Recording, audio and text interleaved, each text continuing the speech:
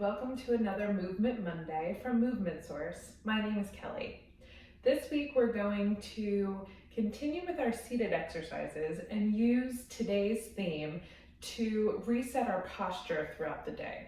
So again, it's just a little 5-ish minute sequence, and let me know how it feels. Reach out through comments or messages, or I'm also available through email to let me know if you have any questions on anything.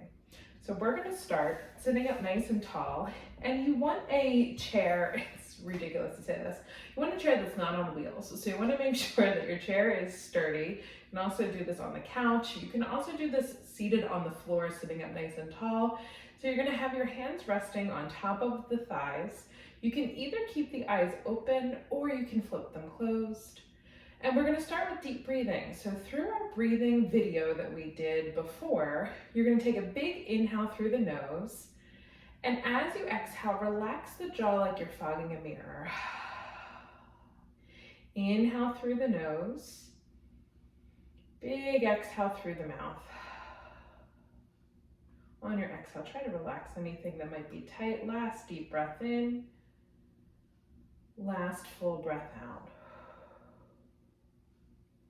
Now as you inhale, we're going to change the hands to be right on either side of the hip. As you inhale, you still sit up tall. This time on your exhale, you're going to pull one knee all the way up towards your shoulder. Inhale to lower that foot down, and exhale to alternate knee towards shoulder. And my range of motion is determined by how high can I lift that knee without rounding or shortening that spinal placement. So I'm using the exhale, hugging inwards, navel towards spine, using that full deep breath out to try to find my highest range of motion. As you alternate, we have that one for 3. Inhale, lower, exhale, switch for 2. Inhale, lower, exhale, switch, last one. The hands are going to change to be to the front of the thighs. You're going to round your spine to look down, find that spinal flexion, and then sit up nice and tall. Slide the hands in towards your hips and squeeze the shoulder blades to lift up to the ceiling. You're going to curl your chin towards your chest, go back to that rounded shape, rib cage, belly button pulling back, shoulder blades stretching apart. On your inhale, hands slide to squeeze the shoulders to lift the chest upwards. 2 more rounds through there. This is kind of like a seated cat-cow action that you would find in yoga, not Pilates. But through your Pilates, we have a lot of rounded, flexed spines. We have some extended shapes. So we're just combining the two. After this last inhale to lift, you're going to come back to your starting position, and we're sort of combining what we just did through our spine with our knee folds. So every time you exhale and the knee comes in towards you, interlace the hands around the knee, round the spine to assist that knee coming up higher. When you inhale, you plant that foot down. We're just going to come to neutral instead of extension, and then exhale to switch, big hugging in. Now you might feel this through the front of the thighs, the front of the hip flexors.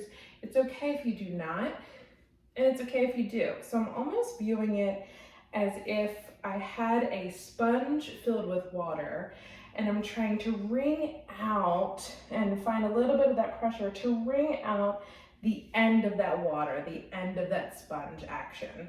1 more each way. Inhale, lengthen, last one.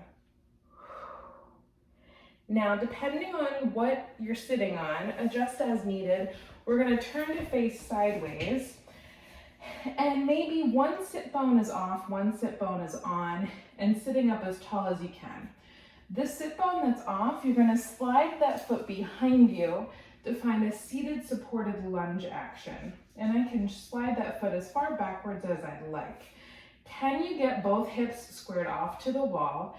And then if you like, you're going to lengthen the same leg that's backwards. You're going to lengthen that same arm up to the ceiling. My free hand can either be on top of my chair or onto my seat or in front of me. You're going to take a big inhale, a big exhale. See if you can slide that foot backwards more, opening up the front of the hip, opening up the front of the thigh. And then we lower that hand down. If you'd like assistance to bring that leg on in, you can. Then we're gonna set up the other side here. Go ahead and switch. One sit bone hanging off, one sit bone still on so that you don't totally fall off your chair, your seat. One foot goes backwards, noticing if one side feels different than the other, and that's just without judgment. You're just kind of noticing. Don't have to overly fix or change anything. Arm stretches up, find your placement wherever it works good for you. We're just opening up the whole front line of the hip and the leg. My shoulders are relaxed, still sticking with that deep breathing. And hand comes down if you'd like assistance to help bring that foot all the way in. And then coming on back to center. The feet will stay parallel, the arms reach straight and forward. Let's flip the palms down for today. We're gonna sweep the arms out to the two sides, lift the chest up. As the arms come forward, you can round the chest to look down. Similar to that cat-cow action, just adding a different arm placement there. Last two. And last one. Bring the hands on top of the legs. The last thing we're gonna do today, using the muscles through the bottoms of the feet, even if you've got shoes on, you're gonna try to bounce the feet up and down. So I'm lifting my heels, pushing with my toes, getting some movement and some blood flow through the bottom part of my body. And you bounce for 5 and 4 and 3 and 2 and 1. Hey, that was your little movement break. I hope you enjoyed. Reach out with any questions, and I'll see you next week.